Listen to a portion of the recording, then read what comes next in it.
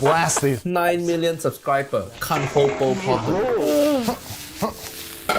My neighbor hearing that, they're gonna think I'm watching some different type of video. Hiya. Chef Brian Tsao here, not your typical chef, and today I'm gonna be reacting to Uncle Roger review BABISH Italian fried rice. Before I go on with today's episode, I do want to give a shout out to all of my amazing sous chef level patrons. Guys, thank you so much for your support. You, along with all the patrons, really do help this channel a lot. And remember, by becoming a patron, you get to take advantage of some awesome perks like early access to new episodes, but more importantly, patron exclusive content like the Jacques Pepin Pho episode that I reacted to, as well as Sam the Cooking Guy. These are not available on my YouTube channel, only on Patreon, so make sure to visit the link in the description below. Today, we're gonna review this chef binging with BABISH. This guy looked like cross between New York hipster and Gandalf. How you gonna do?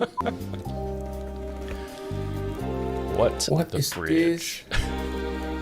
Why he's staring behind what is the he doing fridge there? like that? That what Jeffrey Dahmer do? I don't know what's in here, genuinely. And that's the whole premise of the show. I'm curious, is this a new show segment that Binging with BABISH has started to do? He's one of the first food-centric YouTubers I started following way back, but I haven't really kept up with his channel, so I'm not familiar with this particular segment. Just by the title of the video, should be very interesting though. Oh, there's a lemon. As usual, I found a science project.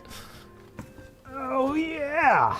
Look at God that. damn. Look at what is that? More mold than lemon. Oh yeah. The moldy lemon. Something I want to breathe near, honestly. And you grab it with your hand. Hiya. Well, that's Don't raw fine. You dog can just moldy watch it. lemon. You about to cook. That's why you wash your hands. I'm guessing white rice. Leftover rice, good, good. Sounds like an Italian. Don't tell me you're gonna put berries in there. Fried rice. Is that appropriation? Is that appropriate? Italian fried rice. Yes.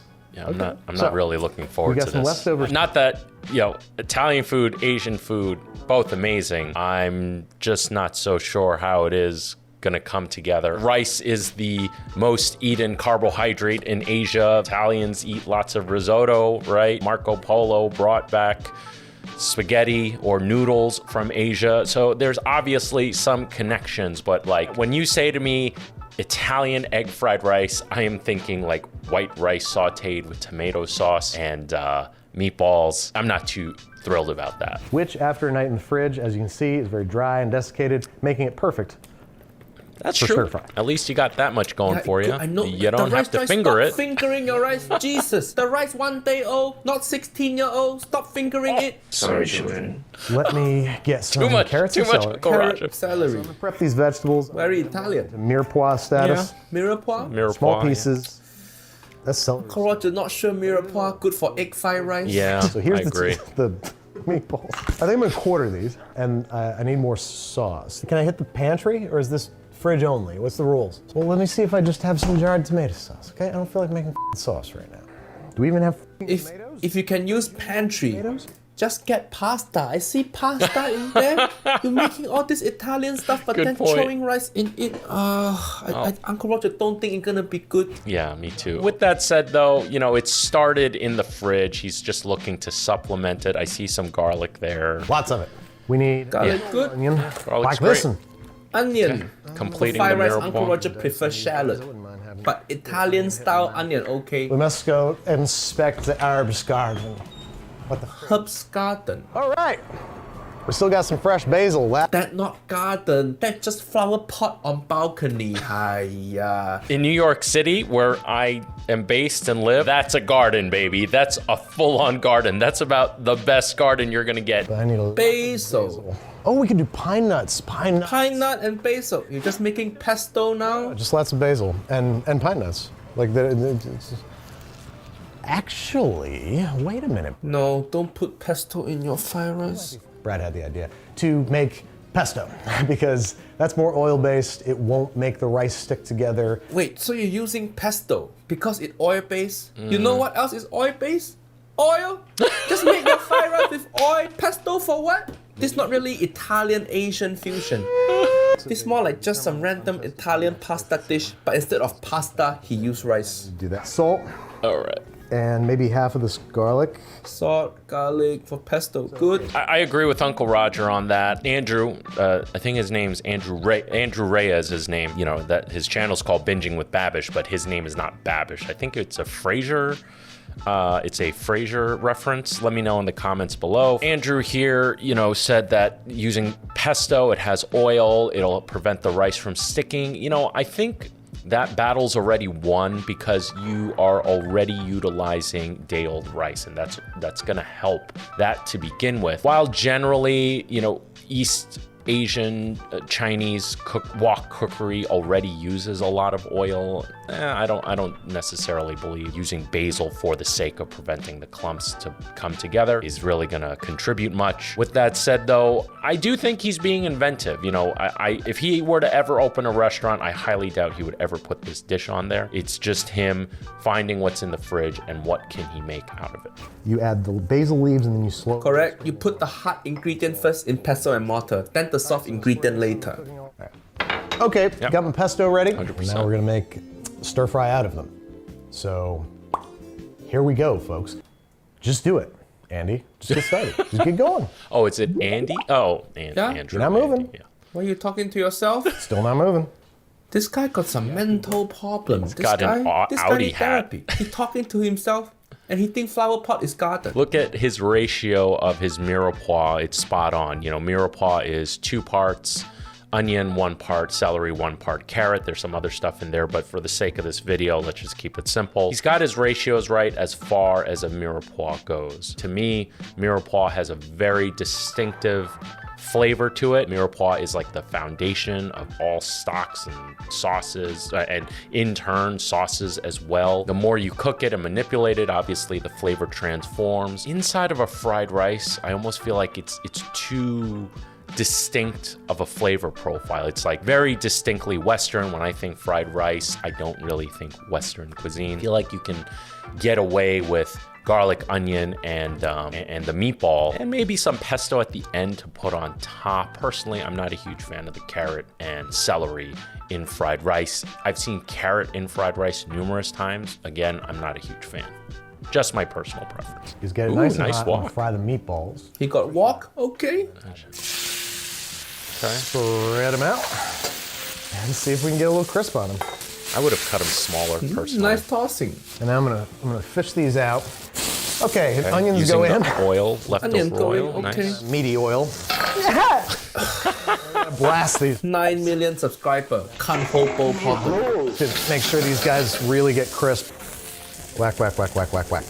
And now, So he's using the right technique as far as the wok spoon goes. He's using the bottom side of the spoon. I keep mentioning this in almost every egg fried rice or fried rice video that I react to. You want to use the bottom side of the wok spoon because there's more surface area versus the top, which I see a lot of rookies are very tempted to do, and they're using the edge of the wok spoon to break up the clusters, whereas the wok will actually just push it and break it apart. So Andy has got his technique down there. He said that he put in, just before he put in the rice, he's like, oh, I'm putting in my veggies to get it a little crispy. I would sweat it out more than I would get it crispy personally. okay, I'm gonna add the tomatoes here. I do that all the time where I mean to say one thing and another word comes out of my mouth. I do that all the time on these reactions, and you guys just will not let me forget it. I think there was one time I said something about, what was it, in the carbonara video? I said something about what, fuck, I'm killing this story. It's terrible. Anyway, I do it all the time. If you guys recall it, I guess remind me in the comments below. See, okay, BABISH. not particularly great technique there. That is a very big wok. Generally, woks with a single handle are a little smaller than that. Generally, obviously, they make pots and pans in all different sizes. For this type of wok with the single handle, he should be with the wok spoon and simultaneously tossing the wok on the edge of the burner so that you're not wearing out your arm. Right? It's just efficiency in motion. And then the wok spoon kind of just pushes it as the rice flips into itself, continues to break up, all the flavors get incorporated. Andrew here is not a wok chef. He is, you know, I'm pretty sure he has very little experience as far as wok cookery goes compared to a professional who works day in and day out on a wok. I mean, I've owned a Chinese takeout restaurant. I keep mentioning this, and I promise I will tell the story maybe after I hit 100K subscribers, how I pretty much accidentally took over a Chinese takeout restaurant. Yeah, even for me, someone who's owned a Chinese takeout spot at one point of his career, my wok cookery skills are not that good. That sound. Yeah, so let's go back and let's just show the wok. Nephew Babish, don't make that sound. Okay, so you can see here when he's tossing, there's a section of this rice that's just sticking to the wok. If he had the spoon, he could have pushed it, right? Use the spoon to simultaneously push it. My neighbor hearing that, they're gonna think I'm watching some different type of video. Hiya. That's not looking bad. Like, that's not looking bad at all. I kind of love it. This looks pretty done. I'm gonna kill the heat. So I'm adding the pesto. Pesto in your rice. So that pesto is not the best color, and I can tell you why. Because if you use a mortar and pestle, every time you pound, you are generating heat, and that heat is going to cause the basil, which is very sensitive to temperature, it's going to cause that basil to basically turn into this sludgy green versus a bright, brilliant green color. Now, I know for a fact in the olden days, no one had food processors, no one had refrigeration, blah, blah, blah. So I'm pretty sure the pesto of the past was probably a color like this, maybe somewhere in noblemen's houses, kings and princes. They had a method to get some form of refrigeration, whether the kitchen was in the cellar or they had ice or something. But what I can tell you is he could have mitigated this color loss by getting the oil cold, by getting the bowl and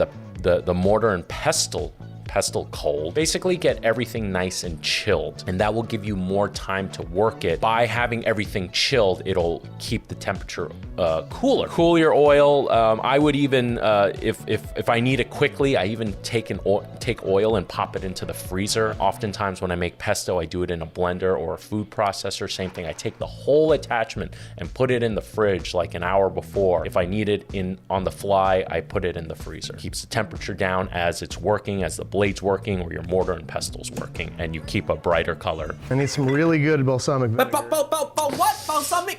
Ooh. Did I just see what he do? Yeah, you did. I need some really good balsamic vinegar. Balsamic vinegar in egg fried rice? Well, there's no egg in there. What in the Jamie Oliver is this? This not salad, Nephew Babish. Why you put that in? Do you put that in because it looked like soy sauce? Yeah, because seriously. the same color. Is that why? Rice and balsamic vinegar, that not gonna taste good. The flavor, not the right type of flavor. I don't necessarily agree there, because other than the rice, there isn't any Asian flavors going on here. Granted, I don't think this is gonna be the best tasting fried rice. You know, considering the meatballs and, you know, the mirepoix, the rice is a starch. And, you know, starches are generally neutral and can take on different flavors very easily. It's a neutral base to work with. That's why you have pastas. You have many different pastas that can be paired with many different sauces. That's kind of how I'm looking at it here. I'm not very thrilled about this dish. Let's just put that out there. I'm not defending this dish, but considering the context, I don't think it's all that terrible. I would not have put the balsamic vinegar in the wok, though. I would have put it off to the side, served it on the side, or put it on top when you serve. What the hell? I think you're smoking too much shit from your herb garden. I need some really good balsamic vinegar. Little hint of it. Oh, and he put so much. Yeah, it looks like a reduced balsamic. That's not regular balsamic vinegar. It clearly looks syrupy, which means it's either been reduced or it's an aged balsamic vinegar, which is very expensive. So around fast before it settles. Did you notice, though, that he was pouring the balsamic vinegar on the edge? That's generally what you would do with the soy sauce, and that's to reduce it faster. But that was a very thick, syrupy type of balsamic vinegar, so I personally feel it wasn't all that necessary. But chopped parsley that we're gonna say parsley in rice. Back outside right now. So this is chopped parsley and basil. I'm adding it right at the end, so you know. bracing herbs that don't get hit by the heat too hard. Save some for garnish. Would have put that. Yeah, he did put it on at the end. But. See what I say about mental breakdown? So, I'm gonna try it. I'm gonna do something crazy and try it. Of course you're gonna say it's good. It's really good. See? It's really good. Every food YouTuber do this. Even cake cooking. Even cake cooking do this. The son say it tastes good. For once, Uncle Roger want to see food YouTuber eat their own food and then say, oh, this tastes like shit. Fuck off, everyone. Fuck off. I'm gonna delete my YouTube channel now. That way more truthful. No way this green ass balsamic vinegar rice tastes good. You know, I did a carbonara video, which I'm waiting for Vincenzo's plate to react to. Hopefully he reacts to it. If you haven't checked it out, check it out right here. I remember making that carbonara video and it was good. Don't get me wrong. I ate it on camera and I genuinely thought it was delicious, but I was literally thinking about it for days afterwards, how I felt like I could have made it better. And I really wanted to refilm it, but this is when this Mission Sandwich Social just opened. I was working full-time there. I still had band stuff to do, family stuff to do. It certainly was more rushed than I would have liked. And again, that led to me making a dish that, again, I'm very happy to put that out. It was good, but I felt like I could have made it outstanding. I bring that up, you know, because Uncle Roger said, has any YouTuber ever said their food was shit at the end of the video? And while I didn't think that of my carbonara dish, I certainly was, like I said, beating myself up about wanting to do it even better. It needs acid. What acid? Acid? No, don't need acid. You already on acid. Stop cooking. Nothing. So we got the juice of probably a whole lemon, I think. Italian stir fry. That doesn't look bad. Yeah, I'm not a big fan. First-hand experience, it doesn't taste bad. And then to garnish, a few more fresh herbs and More balsamic vinegar. an egg yolk over top. Egg yolk on top, raw egg yolk. This guy, he just making beef tartare now. Every technique Western. Then why don't you hate bother that. with the rice? I don't hate Just that. make pasta. Maybe experiment with drugs and different relationships. Look at, fried rice, the yolk supposed to mix in there. It gives the rice good color, good texture. You just put like this. No, listen, you know, like bibimbap, Korean bibimbap, oftentimes, many times they'll serve it in a clay pot. Most of the times it's served with a sunny side up egg, but there are places that serve Korean bibimbap in a hot clay bowl, and then they'll put a yolk right in the center. And what that's supposed to do is you break the yolk and it's creamy and you mix it into the rice. I actually think that's delicious. I don't think that's a terrible step. I don't think this is the best egg fried rice out there, but I don't hate the yolk part. Uncle Roger said now, Matthew Babish. Meatball stir fry, folks. Let's see what we're working with. Fried rice, so simple dish. Remember, egg fried rice, 3 ingredients. Egg, fried, and rice. Fuck your pesto. Maybe you add meatball, that okay. But you're adding all this random stuff to your fried rice. You might as well make pesto pasta. It's just gonna taste weird. You're eating fried rice, but then it tastes like basil. It tastes like balsamic vinegar.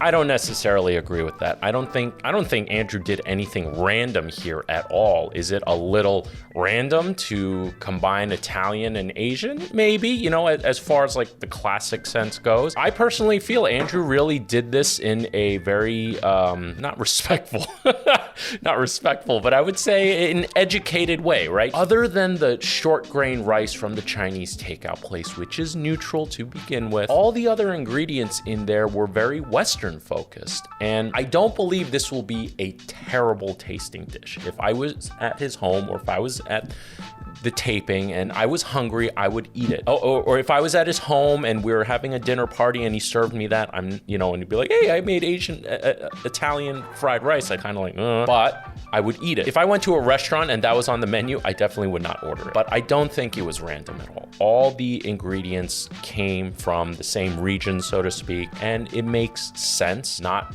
the best preparation for these ingredients, for those flavor profiles, in my personal opinion, but it can work. It all works. No, it don't.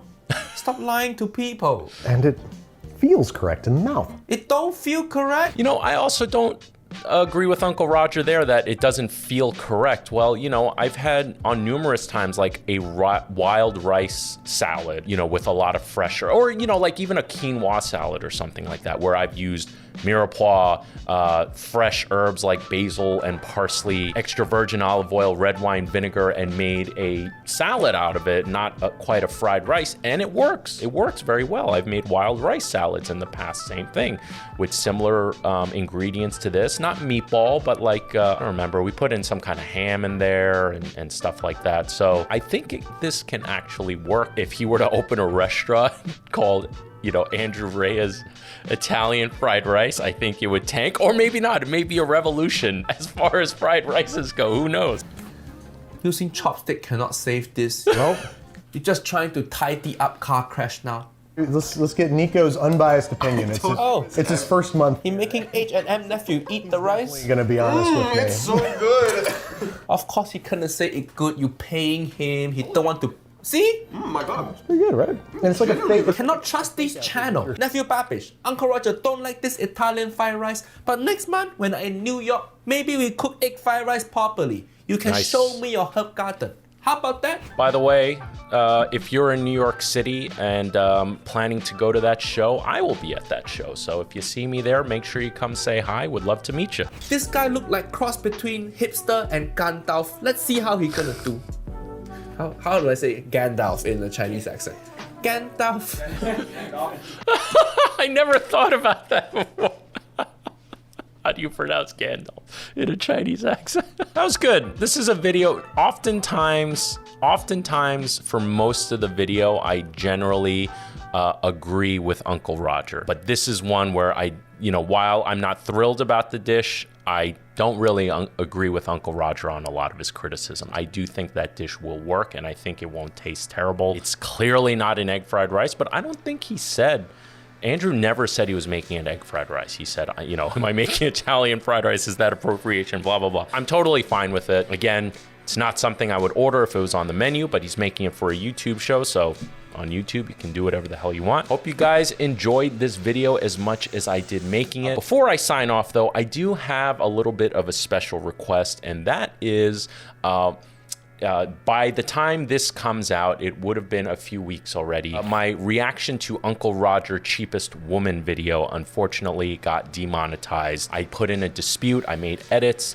to try to get it monetized again, and unfortunately I never was able to. So I would really appreciate it if you hit like, subscribe, and left a comment. It would help this video greatly. It will only take a few seconds, and I would appreciate it so much. Thanks again for everyone who's tuned in. Thank you to all the new viewers who came to check it out. And with that said, don't forget, don't be afraid to fail, because it can only make you stronger. And with that said, I'm Chef Brian Tsao, not your typical chef, and I'll see you really soon.